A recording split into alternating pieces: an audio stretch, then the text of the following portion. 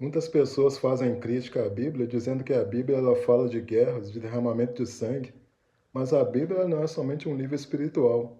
A Bíblia é também um livro descritivo. Ela vai narrar diversos fatos da história, por exemplo, a invasão de Nabucodonosor, os reis persas, Alexandre o Grande.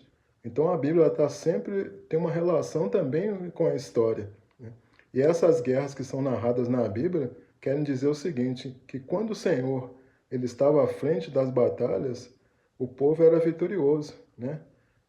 A Bíblia vai chamar o Senhor de o Senhor dos Exércitos, né? Porque o Senhor ia à frente da batalha. E frequentemente, quando Davi estava batalhando, o próprio Senhor dava a Davi táticas de guerra para poder vencer o inimigo. Então, essas guerras que são mencionadas lá no Antigo Testamento, elas querem demonstrar como que era a situação do povo afastado do Senhor Jesus, né?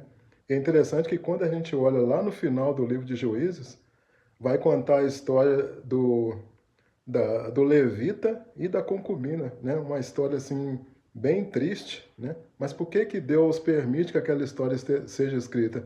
Para poder mostrar a situação do povo, né? A situação do povo na época dos juízes era uma situação totalmente afastada do Senhor. O povo era totalmente afastado do Senhor. E essa história do levita e da concubina quer mostrar como é que estava o povo naquela situação. Então, essas guerras que são mostradas no Antigo Testamento, elas apontam para a nossa guerra espiritual que nós vivemos.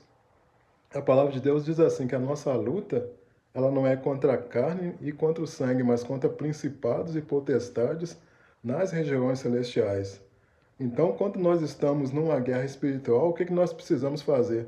Nós precisamos fazer com que o Senhor esteja à frente da nossa batalha, né? Que o Senhor seja o Senhor dos exércitos na nossa batalha espiritual.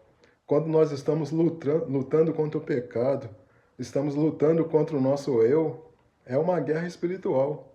E nessa guerra espiritual, se o Senhor não for na nossa frente, nós também não seremos vencedores. Da mesma forma que lá atrás, quando o Senhor não estava na frente da batalha, o povo era derrotado, na nossa guerra espiritual, se o Senhor não estiver na nossa frente, nós também não seremos vitoriosos. Amém?